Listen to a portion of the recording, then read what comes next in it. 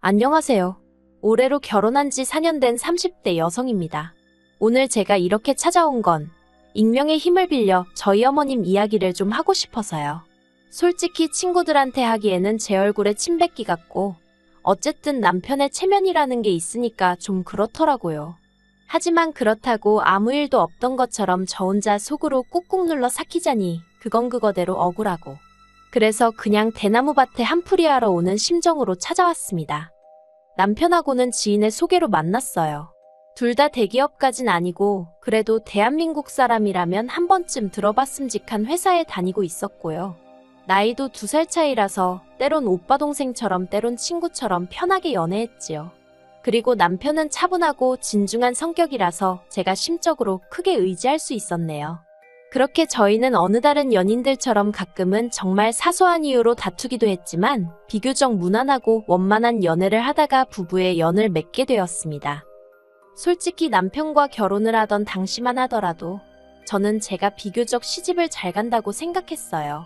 왜냐하면 친정도 경제적으로 여유가 있는 편이라 사실 시댁에 이렇다 할 기대치가 있던 것은 아니었거든요. 시댁을 무시해서가 아니라 친정부모님 생각엔 저한테 필요한 게 있으면 꼭 시댁에서 해주지 않더라도 당신들이 어느 정도는 도와줄 수 있다고 생각하셨던 거지요. 그래서 시댁에 딱히 뭔가 요구를 할 필요를 못 느끼셨다고 들었습니다. 실제로 요구를 하신 적도 없고요. 그런데 상견례 자리에서 시어머니가 먼저 당신이 집을 해주겠다는 식으로 말씀을 꺼내시대요. 그래서 저희 친정부모님이 그래도 집이 한두 푼이 아닌데 사돈이 다 부담하시는 건 아닌 것 같다며 그럼 예단이다 생각하고 받아주시라며 제 편으로 1억을 보내기로 하셨습니다. 그런데 어이없게도 청첩장이 나올 때까지도 시어머니가 해주신다는 집은 가타부타 들려오는 소식이 없었어요.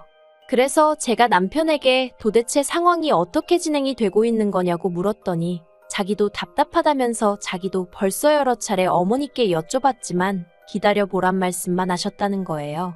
그리고 저는 당시 그냥 기분 탓이었겠지만 왠지 찜찜한 생각에 친정부모님이 진작에 주신 1억을 시어머니께 드리지 않고 있었거든요. 그런데 그러길 천만다행이었던 게 제가 가정가구도 이제 정말 미룰 수가 없다 싶어서 어머님한테 도대체 집은 언제 볼 수 있는 거냐고 물었거든요. 그랬더니 그제서야 하신다는 말씀이 집을 사준다는 게 아니었고 당신이 알아보겠다 한 건데 다들 착각한 거랍니다. 그리고 그 이야기를 듣곤 남편하고 저하고 정말 어이가 없어서 뭐라 할 말이 없더라고요. 오죽 답답했으면 아니 그러면 하루라도 빨리 오해가 있었던 것 같다고 이야기를 해주셨어야 하는 거 아니냐고 제가 저도 모르게 따지듯 물었다니까요. 그랬더니 어머님이 당신이 저나 저희 부모님 볼낯이 없어서 차마 말을 못하셨다는데 당연히 그런 말 같지도 않은 변명이 제 귀에 들어올 리가 없었지요. 게다가 어머님이 그래도 당신이 집 하나 봐둔 곳이 있다며 저희를 데리고 가셨는데 알고 보니 서울도 아니고 경기도, 그것도 시어머니 집에서 걸어서 10분 거리밖에 안 되는 곳이더라고요. 그리고는 하시는 말씀이 저희 직장까지 직행으로 다니는 버스도 있고 고속도로도 잘 나 있으니 출퇴근하는데 무리는 없을 거랍니다. 솔직히 지금도 그날을 생각하면 제 심장이 벌렁거릴 만큼 어이없고 황당한 말씀만 늘어놓으셨다니까요. 그리고 저는 당연히 그 집에는 들어가고 싶지 않았기 때문에 사방팔방으로 아파트를 알아보기 시작했습니다. 하지만 친정부모님이 재산이 있으셨다고는 해도 신혼집이 해결되었다 생각하셨던 탓에 이미 또 여기저기 돈이 묶이게 된 상황이었거든요. 그리고 서울의 회사 근처에는 예산에 맞는 마땅한 매물도 없었고요. 그래서 결국 울며 겨자 먹기로 예단으로 드리려던 1억에 저와 남편이 모은 돈을 합하여 어머님이 봐두셨다는 아파트의 전세로 들어가게 되었습니다. 어머님이 좋은 집인데 사야지 그걸 왜 전세로 들어가냐며 역성을 내셨지만 제가 보기엔 호재도 없고 무엇보다 시댁 근처에 집 샀다가 평생 발 묶여 지낼 일이 있나 싶어서 그것만큼은 절대 싫다고 안 된다고 남편에게 난리를 쳤네요. 그리고 다행히 남편도 자기도 이 상황이 정말 짜증나고 저를 볼 면목이 없다며 미안해했거든요. 그래서 이 일로 저는 어머님에 대한 불신을 갖게 되긴 했지만 남편과의 관계 자체가 틀어지거나 그러진 않았네요. 그렇게 우여곡절 끝에 결혼을 하고 어머님이 골라주신 집에서 신혼살림을 차렸습니다. 그리고 비록 집은 마음에 들지 않았지만 그래도 처음 며칠은 정말로 이게 신혼이구나 싶을 만큼 남편과 알콩달콩 즐거운 나날을 보냈어요. 그런데 정말 딱 한 달쯤 되던 날이었어요. 주말이었는데 남편은 운동 간다고 나간 상황이었고 모처럼 혼자만의 시간을 만끽하고 있었는데 어머님한테 전화가 걸려왔습니다. 지금 저희 집으로 오고 계시다고요. 깜짝 놀라서 일단 급한 대로 집을 치우고 있는데 정말 5분도 안 돼서 어머님이 초인종을 누르셨습니다. 그리고 집 안으로 들어오신 어머님은 소주를 사오셨더라고요. 저더러 안주거리 좀 내오라 하셔서 급한 대로 냉장고를 털어 몇 가지 만드니 생각지도 못한 이야기를 꺼내셨습니다. 그건 바로 아주버님 와이프, 그러니까 형님에 관한 이야기였어요. 얼마나 신랄하게 형님 욕을 하시던지. 솔직히 저는 그때만 해도 형님이랑 몇 번 얘기를 나눠본 적도 없었고 그래서 어떤 분인지도 잘 알지 못했는데 제가 민망할 정도로 형님 욕을 하시면서 그간 이런 얘기할 곳이 없어서 너무 답답하셨다고 그러시더라고요. 그러면서 형님이 의부중이네 어쩌네 하시는데 며느리가 돼서는 어머님 떨어 불편하니까 저한테 그런 이야기는 하지 마세요 할 수도 없잖아요. 그래서 어설프게 그러냐고 대꾸를 해드리긴 했는데 정말 마음이 편치가 않더라고요. 그리고 이런 일은 이후로도 몇 번이나 반복되었고 결국 안 되겠다 싶어서 제가 남편에게 어머님이 그런 이유로 찾아오시는 거 불편하다고 얘기를 했어요. 그랬더니 남편이 미안하다면서 자기가 어머님한테 잘 말씀드리겠다고 하더라고요. 그런데 더 어이없는 건 시집오고 2년쯤 되어 가니까 어느 정도 형님이랑도 친해졌거든요. 그리고 그러면서 아주버님네 내외랑 저희 부부가 같이 가벼운 술자리를 갖게 되었는데 그때 형님이 말문을 열기를 실은 어머님이 제 흉을 어찌나 보던지 하마터면 제가 이상한 사람이라고 생각할 뻔했다는 거예요. 게다가 어머님이 무슨 말씀을 얼마나 하셨는지 그리고 형님이 그중 얼마나 저에게 얘기를 해주신 건진 모르겠지만 제 흉이라고 하신 이야기 대부분이 저희 친정이 돈 좀 있다면서도 제가 그렇게 돈 쓰는 게 쪼잔하다고 그러시더랍니다. 한 번씩 기분 내고 그런 맛이 없다고요. 그러니까 한마디로 특별한 이유가 없으면 제가 시부모님한테 용돈을 드린다던가 선물을 한다던가 그런 건 없었는데 그게 불만이셨던 거지요. 그런데 친정이 돈이 있다고 제가 꼭 돈을 헤프게 써야 되는 건 아니잖아요. 돈을 아껴 쓴다고 욕을 먹을 줄은 상상도 못했네요. 하지만 제가 단지 어머님이 제 뒤에서 제 욕을 하셨다고 이렇게 안 보고 살겠다는 마음까지 먹게 된 것은 아닙니다. 제가 정말 어머님에 대해서 다시 생각하게 된 건 어머님이 선을 지키지 못하시고 자꾸 저희 친정 재산에 욕심을 내시고 막말을 하셨기 때문이에요. 사실 결혼할 때부터 남편과는 서로 모든 재산을 오픈한 상황이었기 때문에 제가 직접적으로 시어머니께 말씀을 드리진 않았어도 결국 다 알게 되시더라고요. 그리고 저는 저희 친정 부모님이 무슨 부도덕한 방법으로 재산을 일구신 것도 아니고 성실히 노력하여 만드신 재산이었기 때문에 그걸 굳이 숨겨야겠다는 생각도 하지 않았습니다. 그래서 시부모님이 아시게 되셨을 때도 조금 불편하단 생각은 있었지만 한편으론 친정 부모님에 대한 자부심 같은 것도 느끼고 있었어요. 물론 그렇다고 상대적으로 형편이 여유롭지 못했던 시부모님을 무시하고 그랬던 것은 절대로 아니고요. 그런데 언젠가부터 시어머니가 자꾸 저희 친정 재산을 들먹이시면서 이런저런 말씀을 한마디씩 하시는데 그게 그렇게 듣기 거북하대요. 그리고 결정적인 사건의 시작은 작년에 친정어머니 명의로 되어 있던 주택이 재개발 허가가 나면서였습니다. 앞으로도 몇 년이나 걸릴 일이었지만 친정어머니께선 그 소식으로 무척 기분이 좋으셨고 저더러 아파트가 올라가고 나면 제 명의로 해줄 테니 거기 들어가 살라는 말씀도 하셨거든요.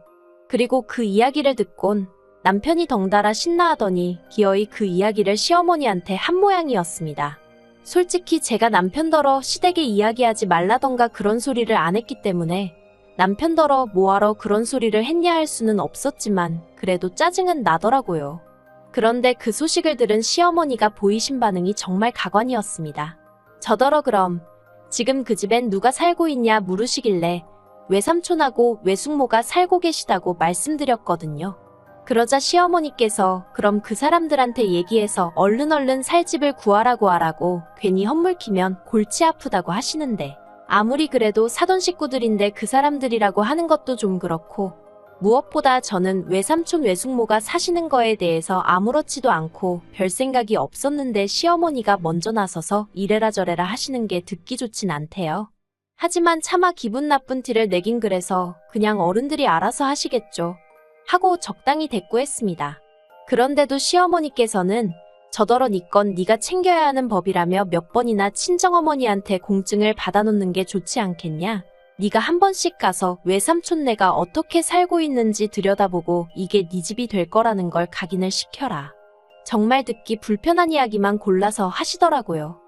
하지만 저를 당황케 한 시어머니의 말씀은 그게 다가 아니었습니다. 올해 초 남동생이 꽤 좋은 회사에 취직이 되었어요. 그리고 원래는 취업 선물로 친정어머니가 차를 사주시려고 했는데 남동생이 차는 당장 급하지 않다면서 그걸로 오피스텔을 사주면 안 되냐 했던 모양입니다. 자기가 대출을 받아서 얼마 정도는 보태겠다고요. 그런데 친정부모님 입장에서는 20대 남자면 집보단 차에 관심이 많을 줄 알았는데 나름대로 집을 사달라고 하니까 그게 꽤나 기특해 보이셨던 모양이에요. 그래서 친정부모님이 어차피 장가갈 때 집을 해줄 생각도 있으셨고 월세도 아낄 겸 겸사겸사 미리 해준다는 마음으로 작은 아파트 한 채를 사주셨다 들었습니다. 그리고 이건 저에게도 미리 말씀하셨던 부분이고 저는 딸로서 그리고 누나로서 동생을 축하하는 마음만 있었지 그에 대해서 어떤 불편한 감정도 갖고 있지 않았지요. 그런데 문제는 이러한 대화의 일부를 남편이 듣게 되었고 또 그대로 시부모님께 알린 모양이었어요. 참고로 이때는 제가 남편더러 도대체 왜 아무 이야기나 전하는 거냐고 따졌습니다. 그랬더니 남편이 한다는 말이 그냥 장인장모님이 대단하기도 하고 그래서 자기 딴에는 자랑한답시고 한 이야기였다네요. 생각이 짧은 남편하고 결혼한 것도 죄라면 죄일까요? 아무튼 이 이야기를 들으신 시어머니께서 저더러 그러면 니네 엄마가 너는 아무것도 안 해주는 거냐며 몇 번이나 같은 질문을 던지셨어요. 그래서 저는 나중에 아파트 주신다고 하셨잖아요 하고 적당히 웃어 보이니 그건 그거고 아들 해줄 때 딸도 하나 해주는 게 맞는 거 아니냐며 차별당하는데 가만히 참고만 있지 말랍니다. 이건 뭐 시어머니가 친정어머니한테 따지고 들라고 아주 바람을 넣는 격이었어요. 하지만 시어머니의 돈 없는 참견은 여기서 끝이 아니었습니다. 저더러 앞으로도 제 거다 싶으면 바보같이 남한테 뺏기지 말고 다 쟁취해야 한다나요. 그리고 듣고 있자니 이게 도대체 무슨 말씀이신가? 친정재산을 다 가져오라는 건가? 별의별 생각이 다 들더라고요. 그리고 2주 전 시어머니 생신을 축하드리기 위해 아주버님네와 같이 모이게 됐는데 또 시어머니가 친정에다 재산이 어쩌고 하며 말문을 여시길래 제가 시어머니더러 친정에서 재산을 저한테 줘도 남편하고는 아무 상관없는 거 아시죠 하고 한마디 하고 말았습니다. 그랬더니 시어머니가 그게 무슨 소리냐면서 니네 친정에서 너 앞으로 재산 주면 그게 부부 공동 재산인 거지 왜 네 남편하고는 상관이 없냐면서 저더러 뭘 몰라도 한참 모른다는 식으로 말씀을 하시더라고요.